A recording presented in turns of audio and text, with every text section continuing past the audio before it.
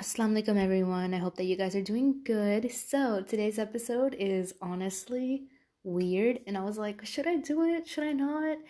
And it's a little bit embarrassing for me personally because the things that I'm going to be talking about is a little bit embarrassing, but I wrote some valuable lessons and some valuable things that I think could be beneficial to a lot of people, which is why I decided to make this episode. I noticed a lot of my other episodes are really, really direct to the point. We talk about what is and what isn't, and then I end it, and I felt like it would be nice to do like an episode just a little bit more lighter where you can still learn things, but it's a lot more, easier. All right, so I'm gonna preface a few things before I start. The first one being, I wrote in this honestly every time I was sad.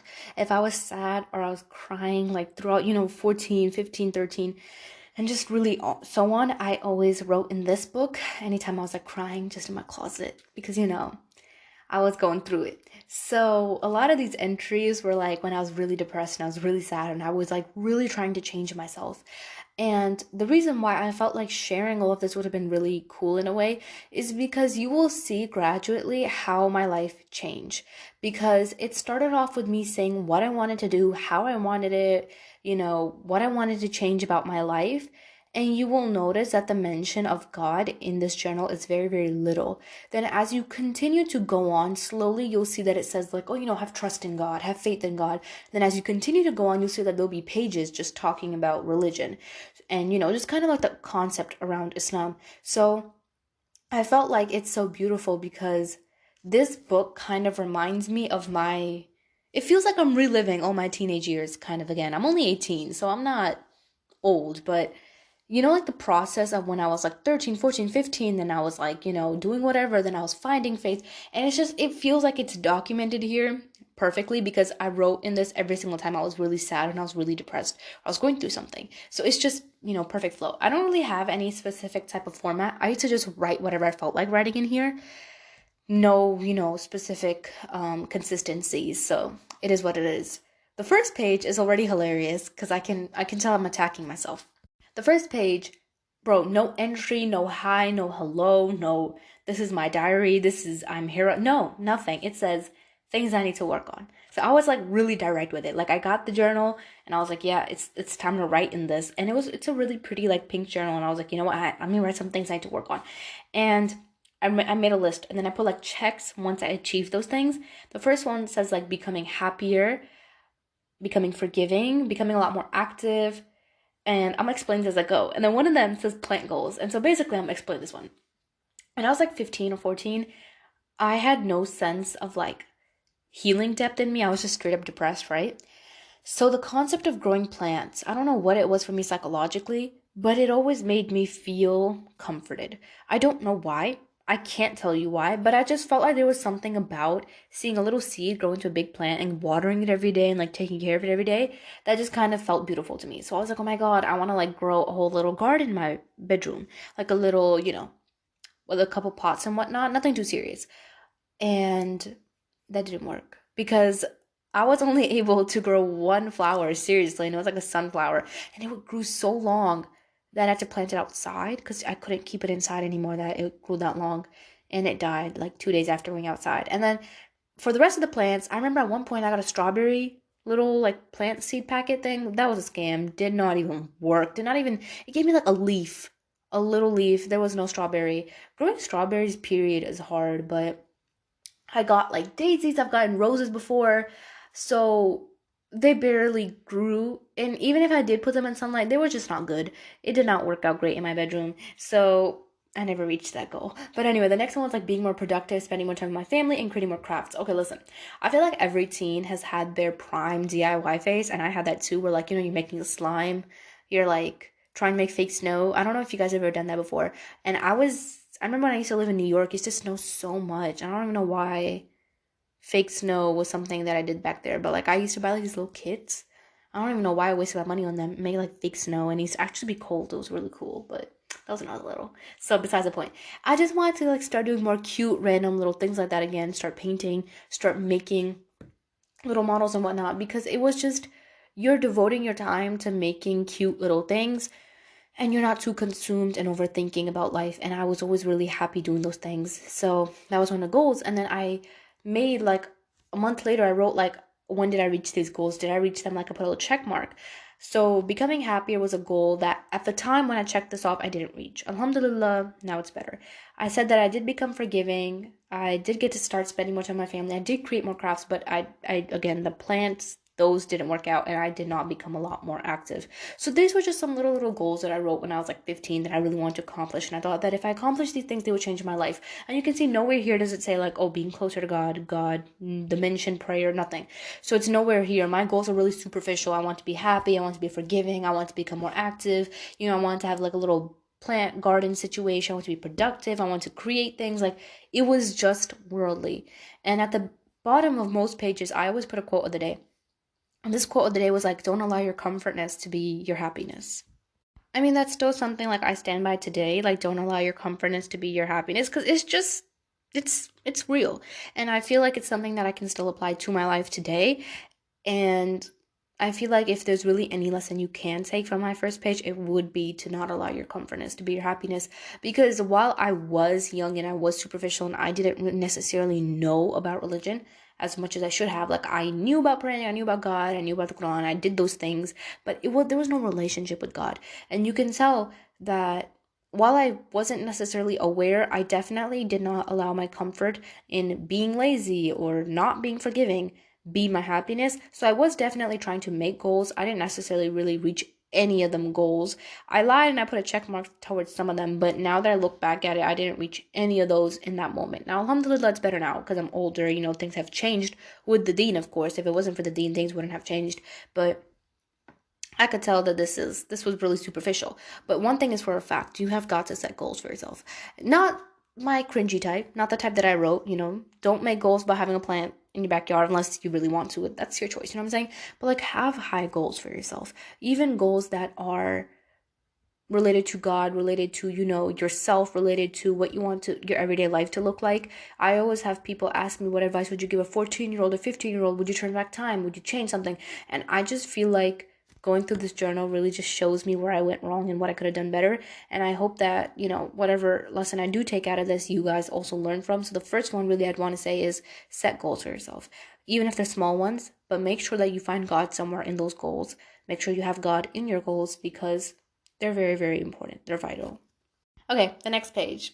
This is so cute. I still love the way that I drew my handwriting. Like, it was really pretty. I don't know if you guys know what it is, but like mild liners, I used to always do so much mild liner highlighting and drawing and whatnot. So, next page, it says, because an easy story has never been fun to tell. Okay, what was I on? I was 15. Anyway, I wrote, understand your hardships, let them make you, not be you. Do not ever stoop so low to feel the need to compare to someone's level. Refuse the need to compromise because that is putting your goals to rest. The best thing never comes without work. If not today, then tomorrow. Work your fullest, be happiest to your fullest as well. Every nightmare that you thought wouldn't wash over did. Understand your worthiness. Don't just sit there uselessly. Get up and create the best life. The feeling of reaching self-peace is better than anything this world can offer. God is great. He wouldn't create the worst without giving the best. And the quote of the day was, take a deep breath. You're capable of passing all your fears. Don't care a lot for other people say. Okay. You're going to start to notice a common pattern between all these pages. And you'll see that, first of all, there's very little mention of God. And a lot of times what I've noticed throughout my journal entries was I was always trying to convince myself to work hard, and I thought that would make me happy. And I was always like, you're happy, you have everything, you're blessed, you have everything, like take a deep breath, stop listening to what people say, you have everything, you're happy. And I wasn't actually ever sitting there and being like, hey, why am I sad? Why do I feel this way? It was always, yeah, you're happy, you're stupid. Why are you even thinking that you could be sad? Why are you even thinking that you in any way, shape, or form is depressed? I was in denial, bro. Straight denial. Like, I used to be very open and honest. I was like, oh yeah, I'm depressed. Like, I used to tell people I was depressed, and I was depressed, but like, I couldn't acknowledge it myself. Like, at the end of the night when I used to sit there, and I was like, what's wrong with me? Why am I like this? Why do I feel this way? Whatever. And the first thing that came to my brain was like, bro, like, you're depressed. And then my heart instantly said, be like, how can I be depressed? I pray. How can I be depressed? And that's so stupid. That is the most stupidest judgment really ever. If just because, first of all, if you have no relationship with God, it's not going to work. But even if you do have an amazing relationship with God, you are praying, you are reading the Quran, you're doing everything spiritually, it's still normal to feel sad. It's still normal. Our prophets, peace be upon all them, felt that. So it's normal. It's nothing out of the blue. It's nothing made up. It's nothing that was made by culture. It's normal to feel sad even if you have faith. Mind you, at this point, I didn't really have that much faith. I was just praying. I was just reading the Quran, but there was like no concept of God to me. I was just kind of like, yeah, there's God. Yeah, God hears everything, but it would always feel like God was far. And I feel like as I grew older and I realized that God's actually closer to you than your own vein, that puts it into perspective that God's not far. I went far. God was always there. Another thing that you guys will see a lot in these journal entries is that I'm constantly telling myself to not listen to what people have to say about me. And this is also because I was in such a bad phase of my life, hanging out with the wrong people. People were always saying something. And that's just life. Even now, people are always going to say something. You can do nothing and people find something to say. So obviously now that I'm older, I just don't care at all. I'm like, yeah, whatever. You're talking about me. You're doing it for you. It's okay. Enjoy that. But when I was young, it was like everything. Like, why are they talking about me? I'm doing everything. And I want to bring up the topic real quick of being a people pleaser. And hopefully, inshallah, I'll make an episode about this, where sometimes you're not materialistic. You are the type of person that finds happiness in human connection and in relationships. And this is a very, very important topic. You may not be materialistic for worldly things. You may not want to have a big house. You may not want to have lots of cars. But some people, they do find pure happiness and pure fulfillment within people, within having good connections and good relationships with people. And while this is a good thing, it's also a very, very bad thing if you depend your entire lifetime upon it. If you put your entire dedication and your worthy and your being and your existence purpose on this, it is a very, very bad thing because people leave. That's just how it is. People leave. You don't have to do anything and people will still leave. You can do something and some people might not leave, but people are going to leave. That's just how it is. People are seasonal. And when you put your feelings and your emotions and I'm only going to be living my life to make other people happy, you're never going to be happy because other people, even if they have the most fullest amount of you, they're not going to be happy. And sometimes what happens is when people are not happy with how you are, as you are, you tend to give more of yourself to someone that's already not appreciating the little amount of you that you have already given them. So now you're sitting here stuck saying, I gave this person my everything. Why did they act like this? Well, no one told you to give them everything because they weren't appreciating the little in the beginning. So sometimes we're not materialistic. We may not want things on this earth. We may not want to be rich. We may not be wanting all those dunya things. But you also sometimes seek the pleasure of being a people person, of, having relationships with people and fulfilling those relationships, fulfilling expectations and having your expectations fulfilled. There is nothing wrong with being a good Muslim, reaching out to people, reaching out to the community, talking to people, making friends, being kind, being patient, being there for people. Nothing wrong with helping people. But you need to realize that you're doing this for God. You reach out, you talk, you help, you're doing all this for, of course, to be a good Muslim, to demonstrate that you are a good Muslim, to reach out to people, to help people, of course. But at the end of the night, you need to know that no matter what happens, no matter what relationship I am in, no matter who's loving me, who's hating me, no matter who's my friend today, whatever my stand is with other people, you need to know that at the end of the day, your full contentment will come with God. So do not place your fullest feelings and the feeling of you feeling full, I guess you could say, with people, because then you will forever find yourself heartbroken and disappointed. So while we're on the topic of people pleasing and finding contentment in people and in relationships, I want to read you this little excerpt from a book that I started reading last night, and it was amazing, and I was like, I have to share this with you guys. So it's a little bit lengthy, but nothing too long, and inshallah, you guys take something good from this. Why do people have to leave each other? When I was 17 years old, I had a dream. I dreamt that I was sitting inside a masjid and a little girl walked up to ask me a question. She asked me, why do people have to leave each other? The question was a personal one, but it seemed clear to me why the question was chosen for me. I was one to get attached. Ever since I was a child, the temperament was clear. While other children in preschool could easily recover once their parents left, I could not. My tears, once set in motion, did not stop easily. As I grew up, I learned to become attached to everything around me. From the time I was in first grade, I needed a best friend. As I got older, any fallout with a friend shattered me. I couldn't let go of anything. People, places, events, photographs, moments, even outcomes became object of strong attachment. If things didn't work out the way I wanted or imagined they should, I was devastated, and disappointment for me wasn't an ordinary emotion. It was catastrophic. Once let down, I never fully recovered. I could never forget, and the break never mended. Like a glass vase that you place on the edge of a table, once broken, the pieces never quite fit again. However, the problem wasn't with the vase, or even that the vases kept breaking. The problem was that I kept putting them on the edge of the table. Through my attachments, I was dependent on my relationships to fulfill my needs. I allowed those relationships to define my happiness or my sadness, my fulfillment or my emptiness, my security, and even my self-worth. And so, like the vase placed where it would inevitably fall, through these dependencies, I set myself up for disappointment. I set myself up to be broken, and that's exactly what I found. One disappointment, one break after another. Yet the people who broke me were not to blame any more than gravity can be blamed for breaking the vase. We can't blame the law of physics when a twig snaps because we leaned on it for support. The twig was never created to carry us. Our weight was only meant to be carried by God. We're told in the Quran, whoever rejects evil and believes in God hath grasped the most trustworthy handhold that never breaks, and God hears and knows all things. There is a crucial lesson in this verse, that there is only one handhold that never breaks. There's only one place where we can lay our dependencies. There's only one relationship that should define our self-worth, and only one source from which we could seek our ultimate happiness, fulfillment, and security. That place is God.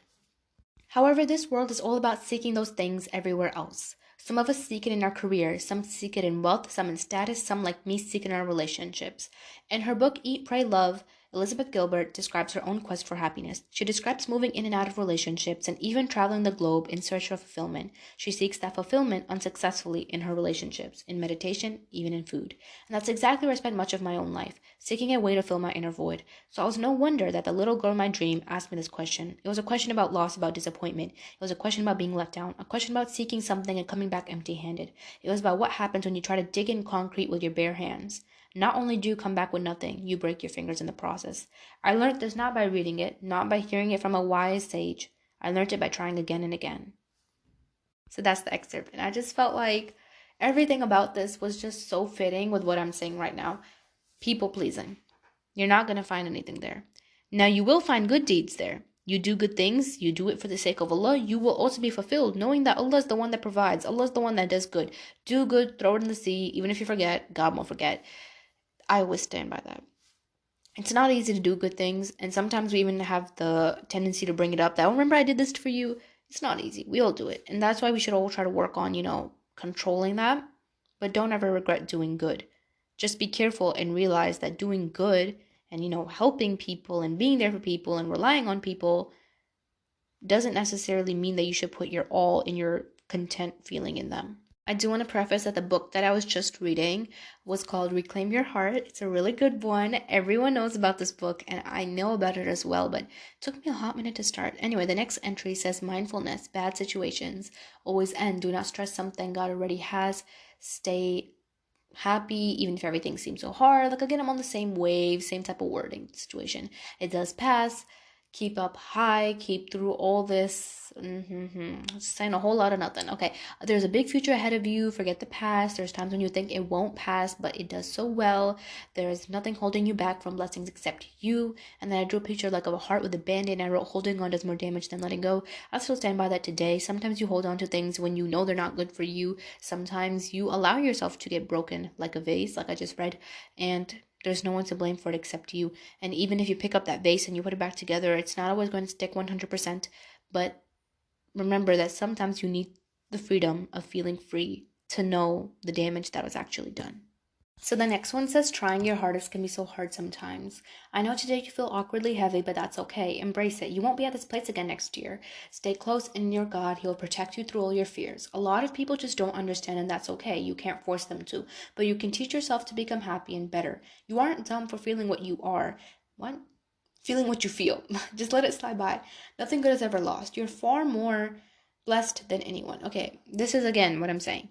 When I wrote this, I kept telling myself, like, oh, you have everything. Like, you shouldn't be sad. Like, again, it was like I was low-key manipulating myself. I wasn't sitting there and asking, hey, why are you sad? Why do you feel this way? It was always, you're happy. You have everything. You should be happy. It was never like, this is why I'm sad and I'm trying my best. This is what I feel like God can do for me. No, it was always like, oh, you're happy. You should be happy. It was manipulation. It was straight manipulation. Okay, and then I wrote, you have all you can ask for. You won't ever be 15 again. Make a change. 16-year-old you wants to be happy. thrive, grow, and live our best life. Bye. I feel like I'm reading a Disney diary. Can we end this episode here? Okay, here's the thing. I was one of those people that always needed a new year, a birthday, a new month, or something to change. And now that I'm older, absolutely not. If you want to change your life, you don't even need the next day. You could change it right now, this hour, this second. You can change it. You can decide, okay, I'm done being sad. I want to be happier. I want to change my life. You take the steps towards it. You may not feel the emotion 100%, but you can start taking the steps towards it. Fake it till you make it. And I've noticed in this diary, you'll see it a lot. I kept telling myself, I'm like, I'm 15. All I've done was I was depressed, I was sad, and I'm turned 16. I don't want to be depressed and sad anymore. So I decided that when I turn 16, the day I turn 16, everything's going to change. I'm going to become happier. I'm going to start working out. I'm going to start doing this. I'm going to be productive. Like, it's all going to change the day I turn 16. And what a lot of people don't realize is that just because it's a new year, a new month, a new age, whatever, those changes, those cycles, those change over time, over months, over days. You have to break habits. Sometimes you have to unlearn habits that are very, very toxic for you. You have to learn healthy habits. This is a cycle. This does not depend on one day you wake up and you're a brand new person. And you'll see later on in the book, I'm 16 and I'm saying that I'm depressed and I wish that, 17 would be different. So you can see that it's a pattern. Age and, new time frame is not the issue. You do not need a new time frame to change yourself. You need a will to change yourself. And I didn't have the will to change myself. And then I continue to say, you need to become the happiest you. Once your standard is in check, everything else will follow. I was literally losing my mind. I was not good then. Focus on you right now. You have goals, reach them. A few more days when you become happier. Be happy. You're ruining your own chance. And honestly, whenever I read all of these entries again, the big question that always comes to my mind really is, how exactly do you become happy? Because whenever you tell yourself you should be happy, or you tell other people you should be happy, where does happiness come from? And I feel like that is one thing that I never really questioned when I was younger. But the one thing that I always did say was, where can I get happiness? So I wasn't necessarily on the same link, same track, but I wasn't looking as deep as I should have. And now that I'm older, I think I can tell you confidently that happiness can't just come from this world. It can't. There's just no way. Because here's the thing. Whenever you become really successful on this earth, which there's nothing wrong with becoming successful, but when you get so devoted to the dunya, the items, and the things that you have, let's say you get a new car, a new item, the love of that item takes your heart. You're in love with it, you're prideful of it, you're happy of it, you're confident that, oh, I earned this, I got this is mine. Out of all the people in the world, I also got this, or I'm better than this person. So your confidence starts to take a boost when you get something you like. And what happens is, when you get something you like and it's an item, what that does is slowly it causes fear into your heart. Because now it happens, what if I lose this item? If I lose this item, I'll tank back down. If I lose this item, I'll be like everyone else. If I don't go to this school, I'll be like everyone else. So fear has now entered your heart. And that's exactly what happens when you fall so severely in love with things from this earth. Fear will come into your heart, and one way or another, there's nothing wrong with loving people, nothing wrong with loving family, whatnot. There's nothing wrong with that. But ultimately, you need to remember that if you are in love with someone, you do have good relations, this is a mercy from God. Because you do not have to be a good relationship with anybody. You could be the kindest person on earth, and people will literally walk all over you. That's why you have to keep God in cautious and God in mind, that if I am in love or I am receiving love from someone, it is because God has placed mercy in this relationship. He has placed his barakah, which is why this is happening today. So don't let anything consume you and consume your love and your availability to the point that it causes fear in you. And quite frankly, if it's anything on this earth, that's exactly what's going to happen. So when the discussion comes back to, where do you find happiness? I feel like it comes with God. And this is not an answer people want to hear. People always want a different answer. But there's not a different answer. I'm not going to lie to you and give you a fake answer. I can confidently say that I know people right now that have confidently told, hey, you're not going to be happy anywhere else. Getting into relationships, doing these things, you're not going to be happy doing it. You have to seek the path of God. And they dead told me in my face, yeah, I know I'm not going to be happy. Yeah, I know this person will hurt me. Yeah, I know that things will go this way. But at this point, I just don't care. So the thing is, turning back to God for a lot of people is a very, very scary thing, because it seems hard. I've been gone for so long. Why will God forgive me? More actually, the more harder you feel like it is to drop something that you're so deeply consumed and in love with, the more easier it actually is. And let me tell you why. When something is really, really toxic and you're like, I can't let it go. If I let it go, what will happen? Well, honestly, it just seems like the more that you're staying, it's just getting worse.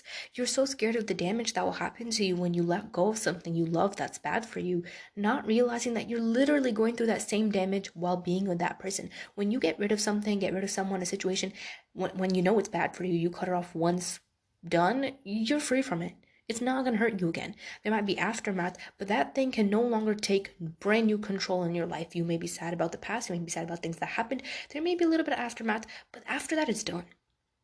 However, if you allow yourself to stay in that situation, stay with those people, it's going to continue. So not only are you going to be sad about what happened before, you're going to also be sad about what is going to happen, because you will live in a state of fear because you can't trust these people. Not only now are you betrayed by before, you're also ready to be betrayed again. And you know ultimately you're not setting yourself up for happiness. It's just something you're not ready to do because you feel like getting rid of these people is so hard. Getting rid of bad people is never hard. As hard as it is in that moment, yes, in that moment, I'm not denying that. In that moment, it's like, oh my God, I can't do this. You know, I have so much lined up. You have things lined up with this person, this situation, this whatnot, expectations, goals, and that's normal. That's human nature. But you have to remember the feeling of me being full, the feeling of me being happy can't come from this. So confidently, happiness comes from God. Because when you continue to think, I'll be with this person, I'll be happy, I'll be in the school, I'll be happy, those things will make you happy for a very short amount of time, and then fear will enter your heart. What will happen when I don't have this? And the one thing that I can tell you that you'll always have is God. A lot of people think that they don't. God left me hanging, God did to me, God did nothing to you. Nothing. A lot of people in this world went through the exact same trial that someone else did, and the results came out different. You know why? Because every single thing that you go through simultaneously is a blessing, and it could be a hardship. If you are gifted something and you act accordingly to it, you are nice, you are humble about it, you thank God, you praise God, you will see that the outcome of this person will be that inshallah, they'll receive even more. They'll be blessed with even more. Now, when some people get nice things, they get over their head and they don't know how to act, then you'll see in long term they end up losing that thing, maybe in this dunya or in the akhirah, or they'll grow so arrogant to their head that they won't know how to calm down about it, which will ultimately lead them to that punishment. Then they'll start to feel unsatisfied. Likewise, you'll see some people again being tested with the exact same hardship with two different results. You will see people that probably failed school, that went through hard times, that have, dysfunctional parents, and they will come out of that. And while it is traumatic and it's not easy, they'll come out of that with a blessing, because in a manner they knew that, okay, this is a test from God. I keep patience, whatever happens, I keep sabr, whatever, I'm going to end up on the bright side, because they knew that while this hardship was hard, they knew that it was a blessing because it brought them closer to God. Now, likewise, someone else can go through the exact same things and come out on the opposite end of the spectrum, because at the end of the day, this is where your free will comes in. You have a choice on what spectrum you want to get out of. God there plays a role, yes, but at the end of the day, when God puts the two choices in front of you, you decide, where do you want to go? And too many people, since they're in this mess, and yes, we've been through it, it's not easy, a lot of us have been through bad times, we tend to self-pity ourselves more longer than we should. There's nothing wrong with feeling bad for yourself, and there's a very big difference between self-pity and self-care. A lot of people think that sympathizing and being really, really sad and, being depressed over what happened, accepting that is self-care. Look, there's nothing wrong with accepting what happened, but there is something wrong with allowing it to stay longer than it should. I posted this thing on my Instagram, and it got so many people, like, swiping up, and I didn't even think it would, but I want something along the lines of, pain will visit you, you have to allow it. Pain will hurt you, you have to allow it, but you will not allow pain to stay longer than it should. And everyone was swiping up, going crazy about it, and I was like, huh? I didn't even think it was a big deal, but it's 100% true. And people agreed that it's true, but it's difficult to take in. Pain will visit you. You have to allow pain to visit you. Pain will hurt you. You will, to an extent, have to allow the pain to hurt you, because it's inevitable. We're human, and the more you try to control that pain doesn't hurt me, I have to make sure it doesn't hurt me, the more it will hurt you. So it's going to hurt, but you can't let it stay longer than it should. So that's that. Anyway, so the next page is like really dramatic, but it's cute. I like it. This was when I was discovering like Mufti Mink, and I loved Mufti Mink. I still love Mufti Mink's work, like the tweets and everything that he puts out. The audio is like amazing. Mufti Mink is really good. So I discovered Mufti Mink, and that was like one of the big turning stones for me, especially when it comes to my relationship with God, because it was like hearing things that you relate to. You know what I'm saying? It was easy to understand. It talked about like how a teenager feels. It was just relevant. I loved it. So anyway, there is a bunch of like quotes and like Quran verses that I wrote on the next page. And you'll see one of the reasons why I wrote this was because anytime I was sad, I used to open this up and read it because I started finding comfort in this. And I feel like this was one of the big turning points in my life, which I didn't know it was, but it was, because now I'm sad. And instead, I'm not sitting here saying, I want to do this, I want to do this, here's what I'm going to do. I'm straight up saying, like, here's some quotes and verses to think about. Here's something to put your brain to. And if you read them, each and every single one of them, one way or another, kind of reflect God or talk about being patient and staying positive. So it wasn't, don't force yourself to be happy. It wasn't that anymore. It was like, I know it's hard, but just read these Quran ayahs, read these tweets, whatnot. And one thing in particular that really changed my journey, and I feel like this was honestly a mercy from God, the way that this happened. The way that I really got interested in finding comfort through like Islamic tweets, readings, quotes, and whatnot, that was never a thing. I always used to just be like, reading random tweets on Twitter that may correlate with my emotions, but they never really had anything about Islam in them. I used to read the same thing for Instagram, like it never really had Islam in it. Anytime I was in a really bad mood, I've cried it out, I didn't know what to do, I've prayed, but like again, I didn't have a relationship with God, so anytime I, went the 9 yards and I was just pissed off, I used to get on my phone and I used to just go on Instagram and I used to read like those different tweets and whatnot that are like, the way that you feel is valid, just, random little tweets, nothing significant to the heart when your heart's really, really broken. And I had this app on my phone that shows you prayer timings, and I had that just for the prayer timings. I never clicked it any other reason. But I clicked that app out of boredom because it always sends a notification at the top like, here's some Quran ayah for today for you to read. And I clicked it one day and it was a beautiful verse from the Quran. I'm like, I never heard of this verse before. A lot of times there's certain verses that we hear a lot of, and then there's some surahs and some verses that we just don't hear about enough. And I can't remember off the top of my head which one it was, but it was beautiful. And I was like, that's so nice. Let me check out more. So then I went like to this tab, I think, where they were showing like all the daily verses that they posted. I started going through them, and I was like, this is so fun. Like after reading the first one, my heart felt at rest. I was like, hold on, I'm upset, but my comfort and security is starting to come from this. Like I started to feel content just by reading the Quran, like reading different ayahs in English translation in my bed. And so I went on the app and they had this section called like inspiration. And it was like a bunch of different wallpaper quotes and whatnot. And so I loved it. I started to read the quotes and read the wallpapers and just, oh my God, the way that it fixed my heart in like 2 seconds. I used to go to bed crying, bawling my eyes out. And when I used to read those, I was fine. And I was like, okay, this is great. Like, this is my comfort app. And then I shut off my phone, I used to go to bed. The next morning, my heart would wake up lighter. It wouldn't be perfect because, again, I didn't have the relationship with God, but just hearing about the verses, the things like that, it just really sat right with me.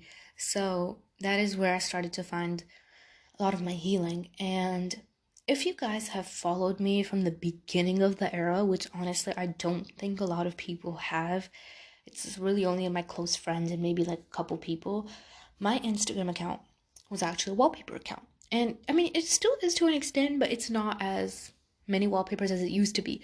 And it's inspired from that app where they used to create wallpapers and write quotes, Islamic quotes on them. So I made wallpapers. You can still find them in my story highlights. Like I used to make wallpapers, I used to post them on my story highlights. So then people could like screenshot it and set them up as their phone lock screen, because that is what always helped me. Like whenever I opened up my phone, I saw like a pretty background, an Islamic quote. I was like, better, you know what I'm saying? So I started making wallpapers, and if people ever ask me like, oh, do something like this, I used to do it for them. I used to post it, and it was just my way of comfort. Anytime I was sad, bro, like I used to be sitting there finding like pretty pictures that reflected how I felt, pretty quotes, Quran ayahs, whatever, and I used to put them on there. So anyway, getting back to the journal, this page says some quotes and verses to remember.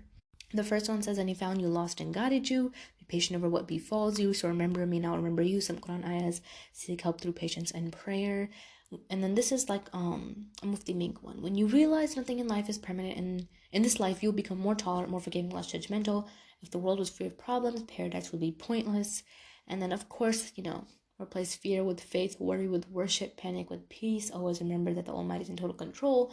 Worry is a conversation you have with yourself about things you can't change. Prayer is a conversation you have with God about things He can change. So it was just, cute little quotes, and I had them spread out on the page.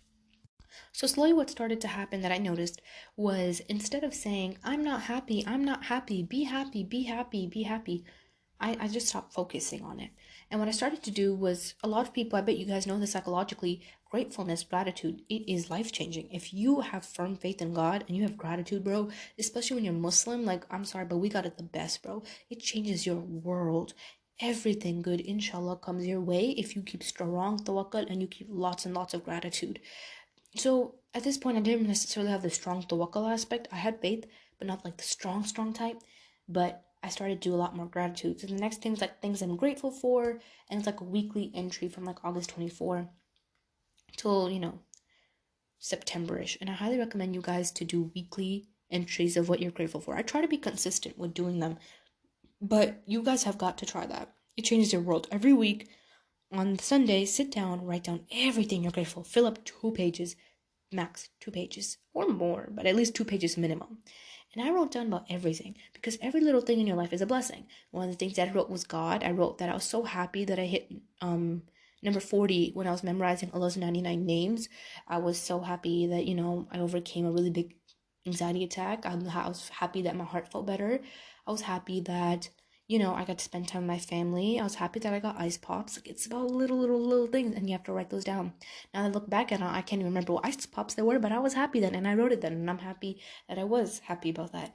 And then one of the things I wrote was a strong feeling of contentment. I even wrote my night lights. I got like these brand new fairy lights at that time, I think, and I was like, cold water. Like, think about it. It sounds basic, but these are things people in the world don't have, and we have them, so we should be grateful for it. So from here on out, really, after I started to seek the knowledge of what God can do for you and how you can find comfort and happiness in these things, even in your worst moments, that's when the entries of God started coming in. The next one says, being tested can be a little scary, but remember, God tests those close to Him. Verily, with hardship is ease. When you strengthen your faith and become thankful for what you go through, you will feel pure bliss. Always talk to God about everything. It's the cure. Overthinking and overstressing is from shaitan. Whatever you face is clear. Do not overthink or question it. God has already written everything for you. So spend every day being happy. You are what you think. Becoming successful isn't too hard. Pray and keep a positive mindset. You are smart.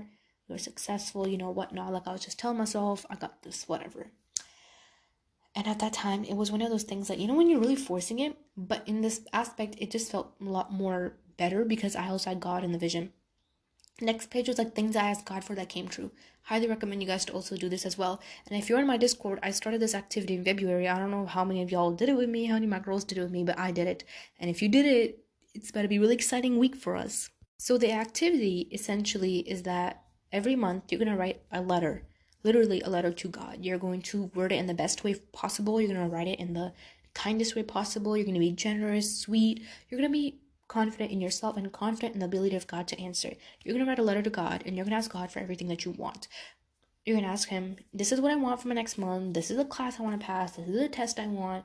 I really hope to get a raise. Whatever it is, write it down. Make it pretty. Fold up that paper and throw it away somewhere. Put it in your, drawer, book bag. Don't look at it. When the next month comes, open up that paper. And you will notice at least 80% of those du'as will inshallah be answered if you kept firm faith, firm, belief in God. And if it's good for you, of course, qadar, whatnot, inshallah will come your way. But you'll notice that at least 80 to 70% of it will be answered. And the way that you can really check your mindset is if you notice that you're still upset that maybe the 20 or 30% didn't get answered and you're not grateful about the 70, 80%, maybe that's a problem right there. And that's something that we all do. We're so caught up on the 2-3 du'as that never got answered in our life, we're not looking at the ones that did get answered. So this activity really puts into perspective that this is all the things I asked for God, and He answered majority of all of them. So in the journal, I wrote things I asked God for that came true, and one of them was like letting go, happiness, easy days, good health, whatnot. And now that we're in the last week of February, when I'm recording this. So in March, I will open up my letter and let's see what comes true. That'd be really interesting because if you want me to be honest, I kind of forgot myself everything I wrote. Anyway, okay, the next page, happy life. So with how short life is, you never really know what to expect. And I feel like humans in general forget that. Allah cares a lot about those who take time to remember Him. So it is important we stay close to God because at the end of the day, none of this worldly things run by us. They're run by God. We should be thankful for what we are given, but 10 times more thankful for what God hasn't given us to protect us. Nowhere has God ever said to worry or stress, just to trust God and the plan, because God knows what's best for us. As ordinary humans, we have zero clue what's meant for us or is good for us. If something hasn't stayed in your life, it's purely because it wasn't good for you. All it takes is a conversation and trust in Allah to change everything. So live a happy, peaceful, but close life to God. If you were to die, you would want to die knowing you did your best. So as long as you stay close to God, nothing can pull you away. I feel like my entries got better at this age, and I don't disagree with what I write in here. Then I wrote some quotes like, indeed, Allah doesn't burden a soul more than it can bear. Be patient. Surely Allah is with those that are patient. And I feel like I stand by this today again. This world is only as much of you that you want to give it, really. You give yourself as much of the world as you want to give yourself. Now, at one point or another, the world is intoxicating. It is.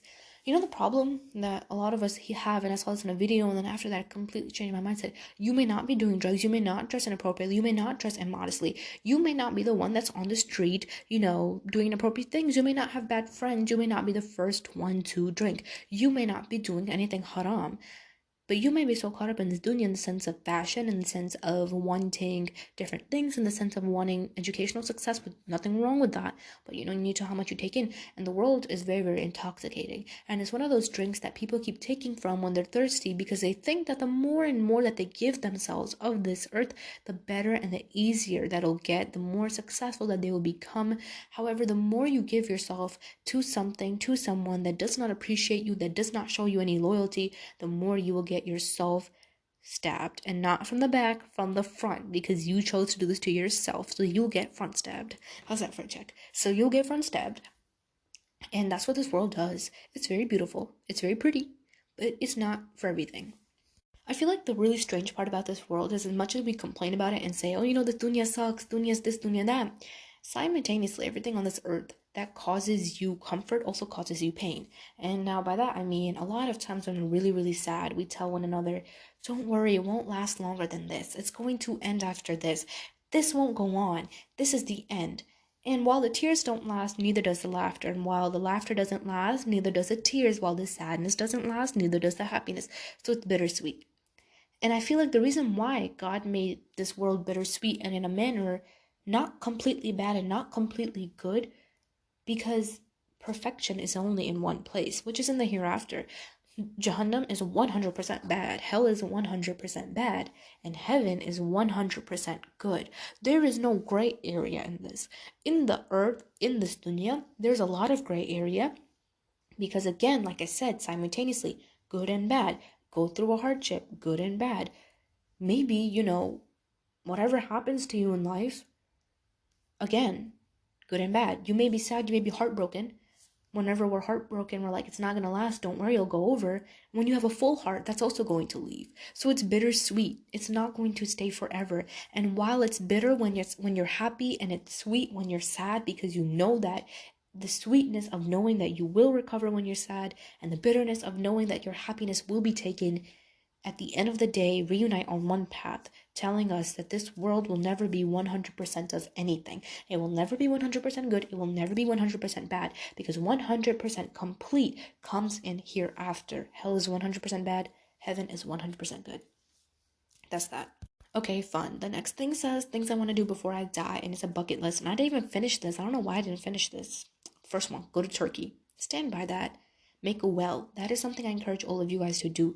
If you guys have the money, I highly recommend start saving up and, plant a well in another country, somewhere, really just anywhere there's no water.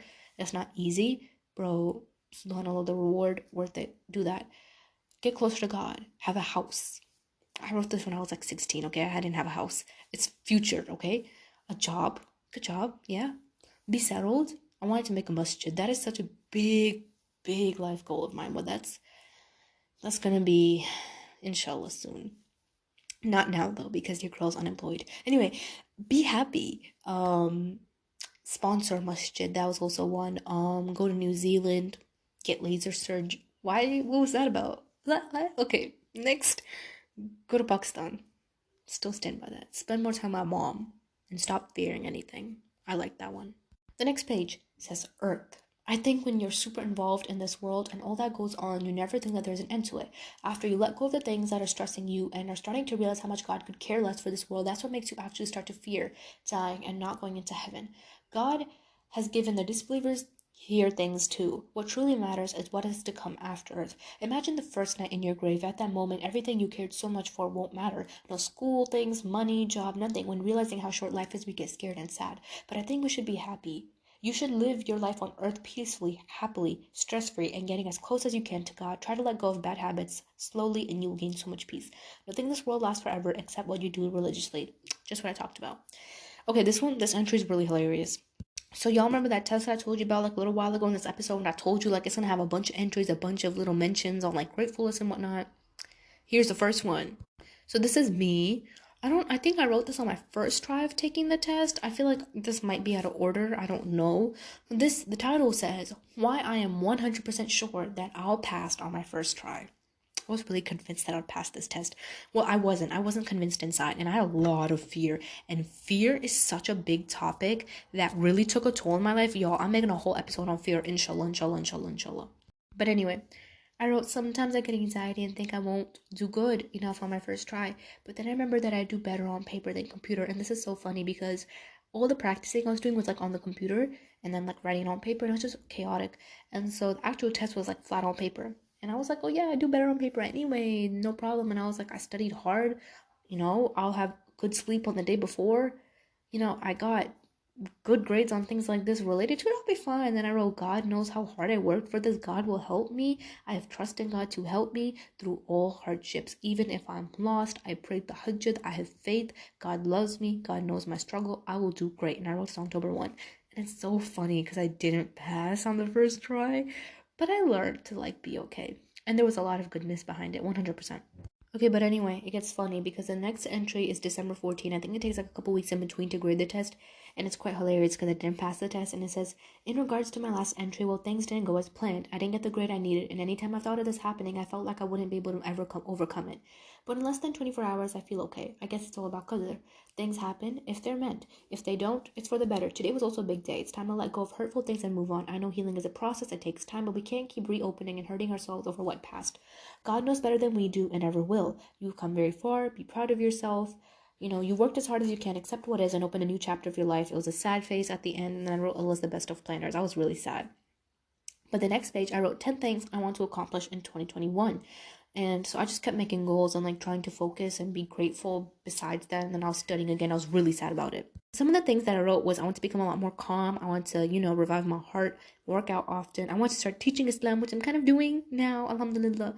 I want to have a clean diet. I want to expand my Islamic knowledge. 100% happened in 2021. I said I want to, find and become a source.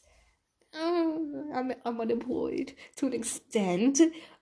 Okay, that's a separate topic for another day, okay? I said I wanted to buy myself some earrings. What was that about? I went to this phase where I willing to want, like get earrings, but then like now that like I'm older, when you're hijabi, like who sees them? No one sees them. Besides the point. I said that I want to start painting more. I want to grow patience. I want to heal. I want to grow TikTok account, y'all. This happened in 2021. This happened in 2021. The reason why my podcast is here is because of TikTok. So 100%. I said I wanted to memorize at least 6 surahs. Did I do that? Can't think off the top of my head.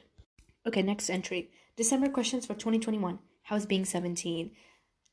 Well, I'm 18 now, so I think I'm answering this late, but being 17 was crazy in the beginning, and then it got better near the end.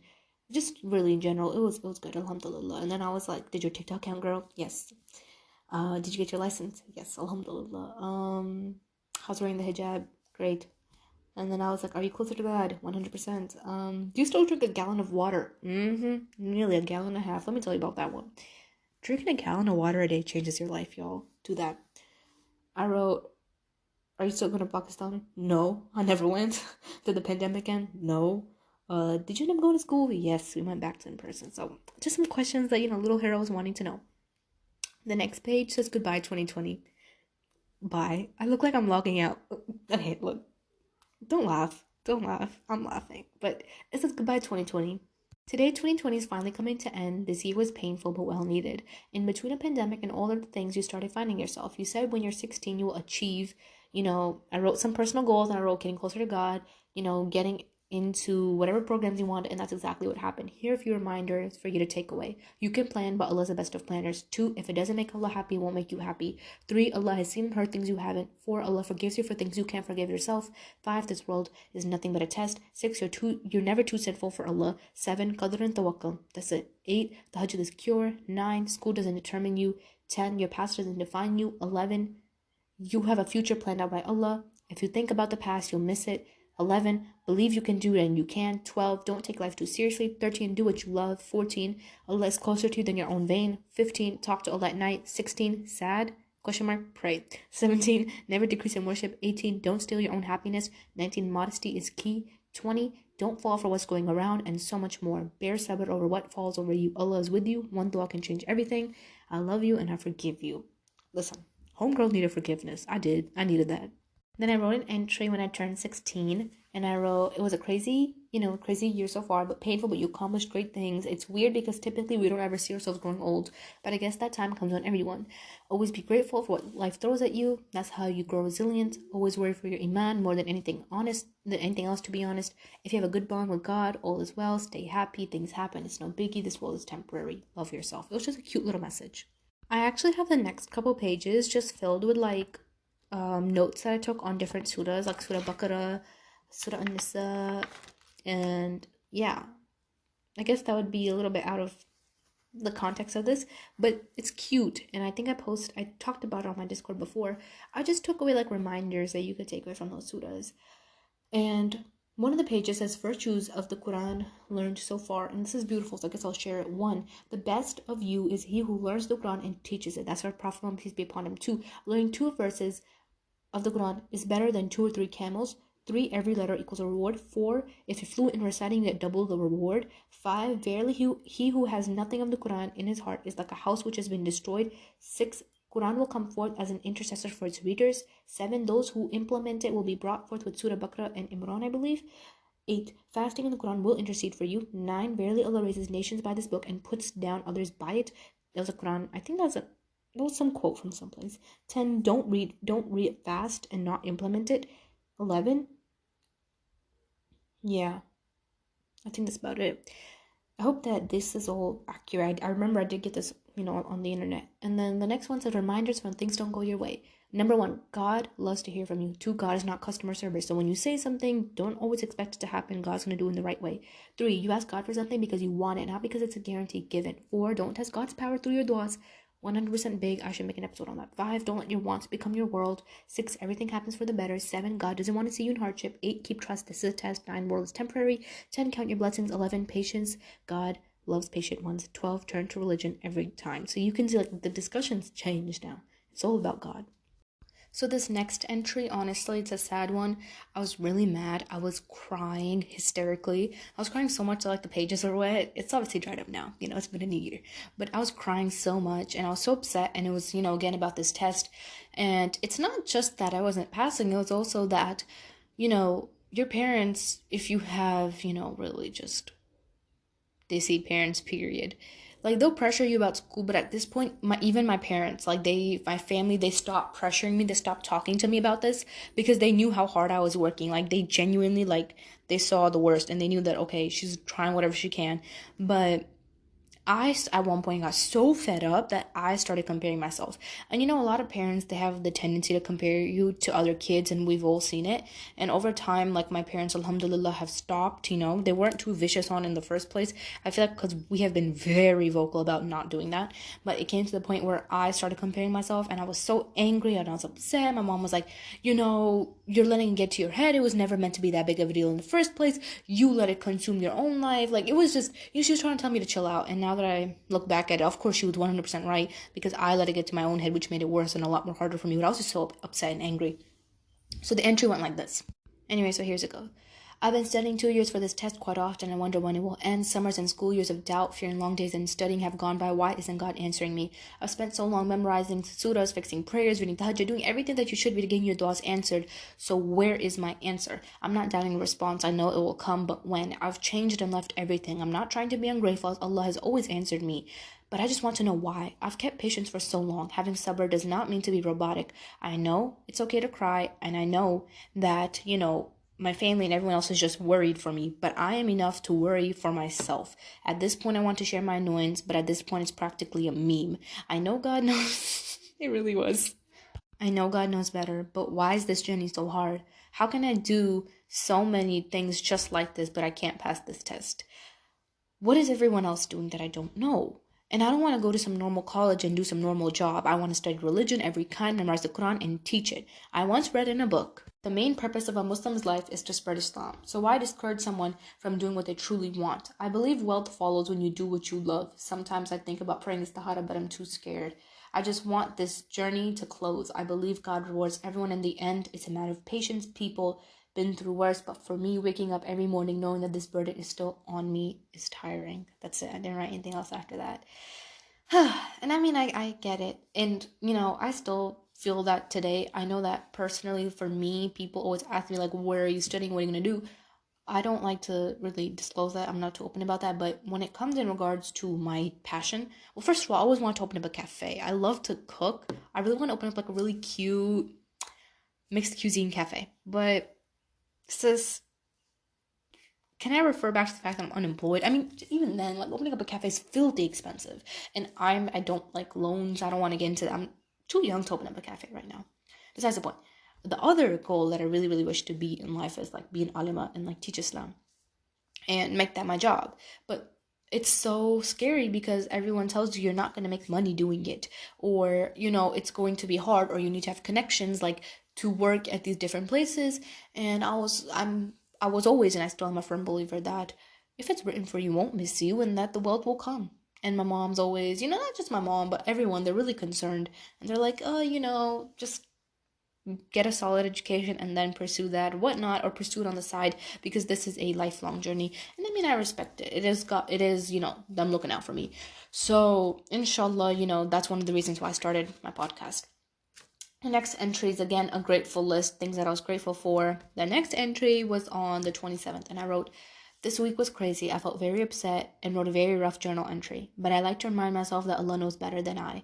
As much as it's denial and lost hope I fall into, I like to remind myself my thoughts will come true. Maybe they're delayed for a good I can't see, but God sees. I read this thing how not even a leaf falls without God's permission. Makes me think, wow, some leaf in some part of the world probably fell. But I know God sees me. He has seen my hard work, stress, and tears. He has also seen me trying to better myself for the sake of the hereafter. This test drama has helped me improve my prayers, read more Islamic books, dress different, do better. And if all of this isn't proof of hate, I don't know what is. Alhamdulillah, I'm happy with who I'm becoming. God will answer my prayers. All I need is faith. I've done all I could this time. I believe Allah will grant me success because He never disappoints a believer that seeks Him. Inshallah, tawakkul is key.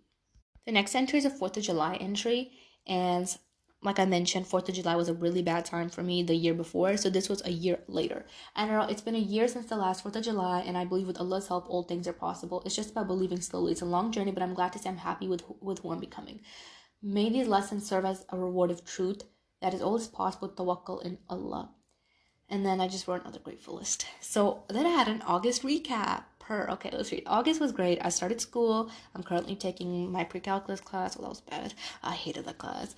I have my first test today. I also took that same test that I've been writing entries about for my college admission for the 3rd time, and I'm pretty sure I did good this time around. I wear a hijab and I love it. It's the best feeling. I said that how I work as a TA. I don't get paid, by the way. It's just, I'm currently in econ. We are building a country. Oh yeah, we had like a little project where we're building a country, and I wrote about it. I get a little stressed, but God has been so kind to me. I'm working on being more patient recently. I'm still trying to memorize the Quran. I submitted an application to a college yesterday. Inshallah, college will be great. I'm so happy and content. Those are always answered. Oh, this is so interesting. I started a podcast too. Let's see where it goes. Akiki. I literally wrote, quit playing with me. I started my podcast in August.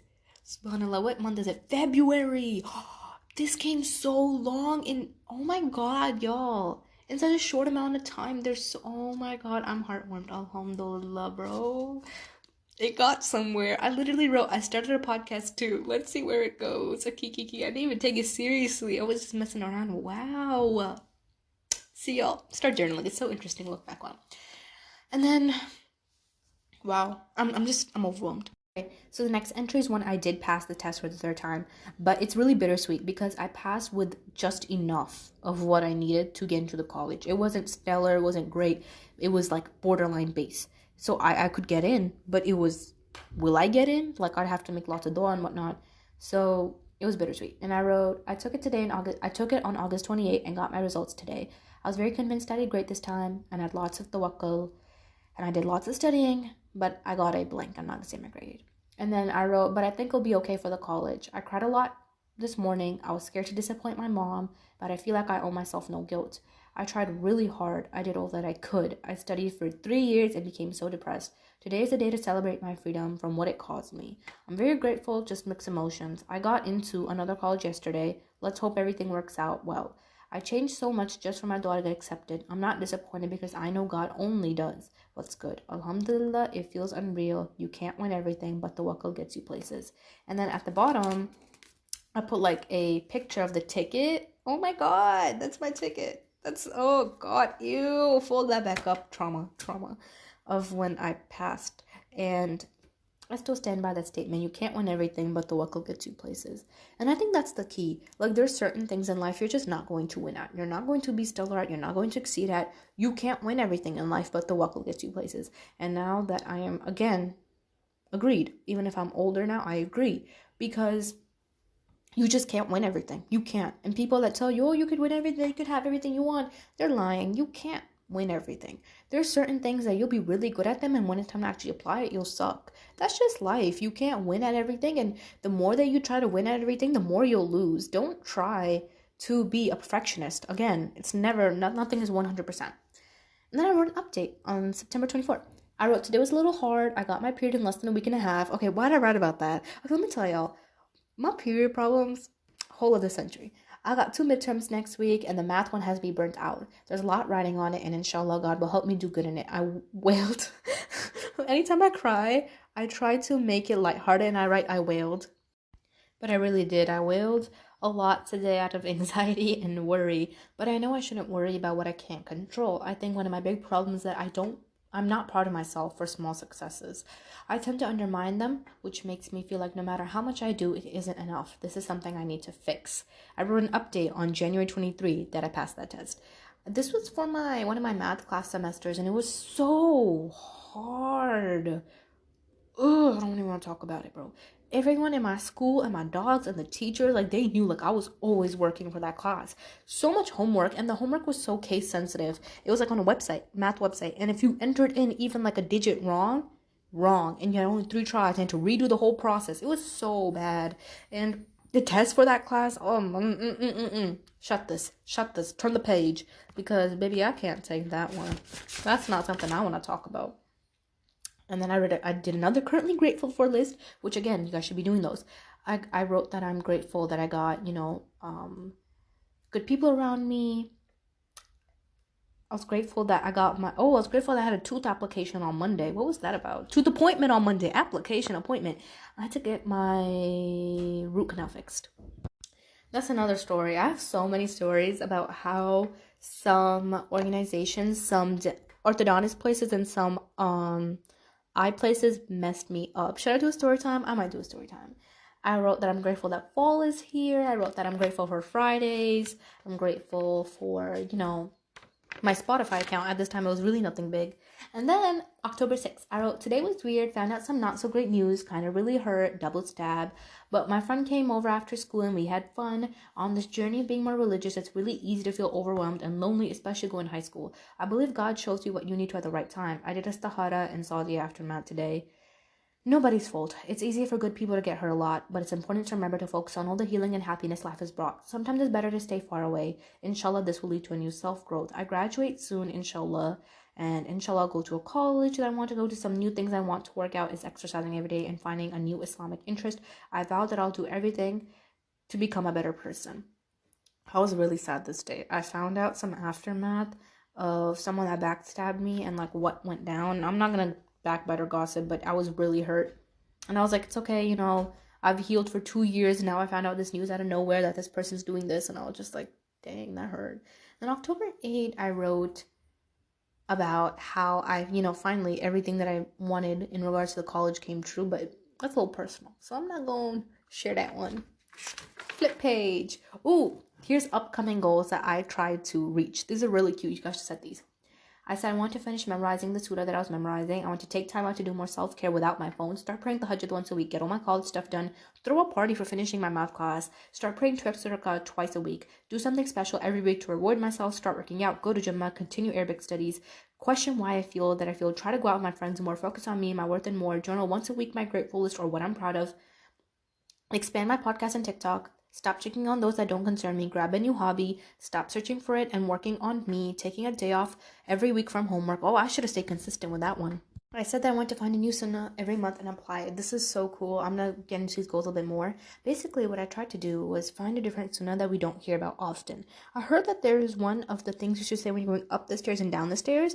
And I've been trying to apply that, but honestly, it slips out of my brain every time. And that's the thing about applying sunnah and loving the Prophet, peace be upon him. You have to find those things and apply them in your daily life. So I'm trying my best to work on that. I said I want to start believing in God and me. I want to, do monthly detoxes, social media detoxes, fast every month, be happy, stuff like that. With a lot of these goals, alhamdulillah, I did reach some of them. Some of them I didn't even do. I should really do the one that says take a day off every week from homework because I could use that one. I feel like, especially the one where I said that start praying 2 extra rakah a week, bro. If you want to change your life, pray with any prayer, anytime, any day, whatever, 2 extra rakahs of just gratefulness to thank God. Do it, bro. Change your world. Do it once a week. You could do it even more. Just to say thank you. Say thank you, bro. It changes your world. You'll get so much more in return. So, the next page is another what I'm grateful for. Can y'all tell that I was trying my best? Ooh, here's what I'm proud of. In the last 24 hours on December 4, I said I went to the store. It's little things. And so I finished my assignment. I said someone made a TikTok about my podcast. Oh my God, guys, let me tell you about this. Anytime you guys make TikToks about my podcast, or you're like, podcast that helped me, podcast that saved me, and like you guys put my picture, my little screenshot of my podcast there, or anytime you guys like make a TikTok with my podcast, yo, I save those things, bro. I always leave comments. If I haven't seen yours, tag me. If you post those, tag me, bro. I dead love watching those. I almost nearly cry every time. If you see them, please send them to me. I love watching them. They make my day. I have an album where I save them on my phone, and anytime anyone makes a TikTok or anything like that, even posts about it on their Instagram story, I get so emotional. I even wrote in my journal. I wrote, someone made a TikTok about my podcast. I cleaned my closet, fixing my relationship with God. And this was when I was like, proving your value decreases it. I was really upset about a few things and how some people mistreated me. And I was like, Allah will send a sign at the right time. After you praise the Hada, your job is done. If you want something bad, don't chase the world. That only makes you go far. Your worth is from God. It cannot fluctuate because of his creation. Your worth is more than someone's attention, and you can change your mood in seconds if you wished. I said, we need to be happy with as you are, live completely, Allah's blessed you, whatever. And I feel like the problem with a lot that was going on at this time was I had a lot of people mistreat me, and because of that, I was feeling like I wasn't worth anything. It's not true. You're worth everything. The next page is really interesting. It's turning fears into faith, and I think this should be an episode 2, turning fears into faith. And I wrote down my fears, just a few of them, nothing too deep, and what I could have done to turn into faith. The first one was, I don't know enough Islamic knowledge. I turned that into, even if I make the intention, I'll be rewarded. If I try my best, it'll be accepted. No one knows everything. We just have to try. My next fear was, what if I fail? I wrote, but what if you succeed? What if I do great? You have to paint the positive thought for it to occur. I wrote, but what if, like, the concept of comparison, I was scared of it. I was like, we are all on a journey towards God. What's written for you won't miss you. Chill. Listen, those are not all my fears, but I wrote some of those. I did a 2021 recap. I wrote that I was happy that I finished my tests. I got into where I needed to get to. I was grateful that my mindset changed. I was grateful that I will graduate. I was grateful that I started setting boundaries. I was grateful that I got to go to meet amazing people. Things like that. And I wrote my expectations for 2022. Let's see what they were, because we're in 2022 right now. I said I want to become a hafiza. Inshallah, make dua, please. I said I want to read more. I said I want to expand my Discord podcast. Alhamdulillah, that's going through. I said get an income source. We're working on it, okay? We're working on it. I said I want to graduate. I said I want to become a pro in the Quran. I said I wanted to start learning Sirah. That's still something on the list. I said I want to work out more, working on that. Travel, I want to understand hadiths more. I got a book for that, wow. I said I want to become more grateful, educate, and grow. pray Jummah. I never get to go to Jummah because the mosque is so far. It's so sad. I said I want to become a student of knowledge. I said I want to pray with focus. I want to explore. I want to give more advice. Oh, I'm doing that. On Instagram. I help out people, and then alhamdulillah. I want to start cooking new things. I said I want to learn Arabic, reflect more. I am cooking new things, so that's great. The next one is when I turned 18. So this is super recent. I recently turned 18. Lots of things changed. I've become a lot more grateful for all that I have. I'm not going to read that part. I just said about some of the few things I got. I wrote, it's still January and I can confirm that life works in weird ways.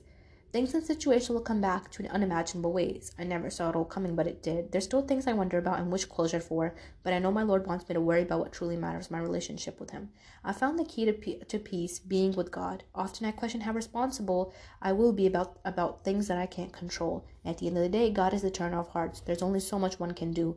I think the biggest lesson I've learned is that you can watch from the outside and realize God's commandments are never wrong. I've seen people chase everything and not be happy. At one point, it isn't about people validation, but validation from above. That is from God.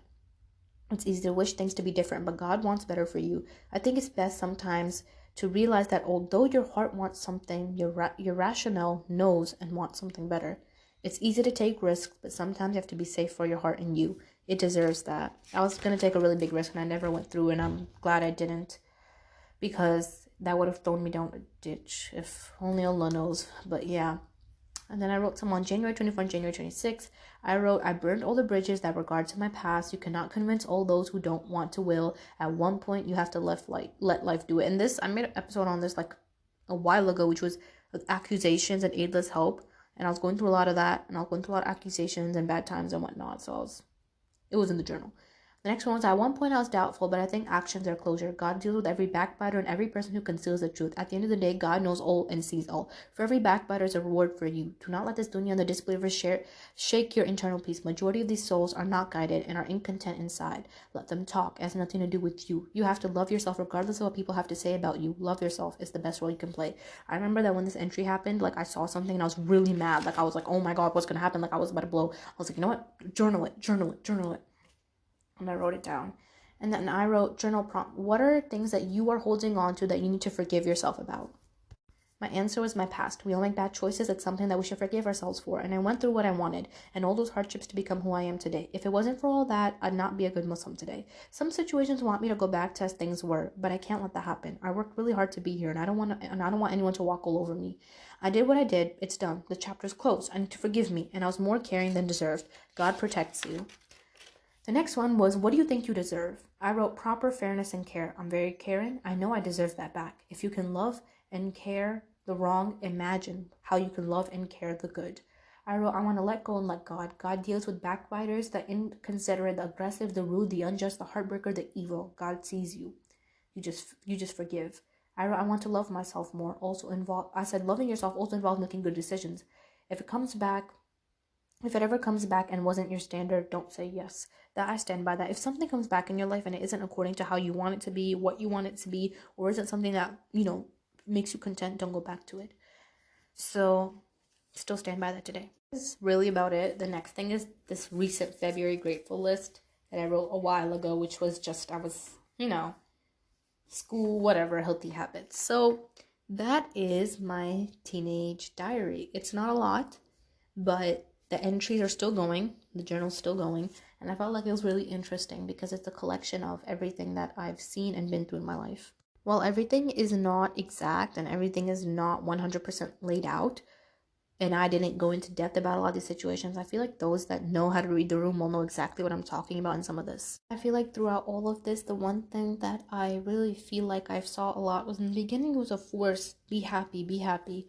And then near the end, I feel like it became a lot more of God sees it, God will handle it, God will do it. And I still stand by all of that today, because if you don't know where happiness comes from, or you don't know what makes you happy, you're never going to be happy. And when you realize that God is the one that makes you happy, you'll notice that throughout your teen years, when you really put that in your brain, things get better. You learn to find comfort and security in God. And I feel like that's really all you need sometimes in life. You need to know that God is the one that will fix you, that will help you, that will be there for you more than anyone else ever will. I hope that this episode was beneficial to someone. Jazakallah. Assalamu alaikum.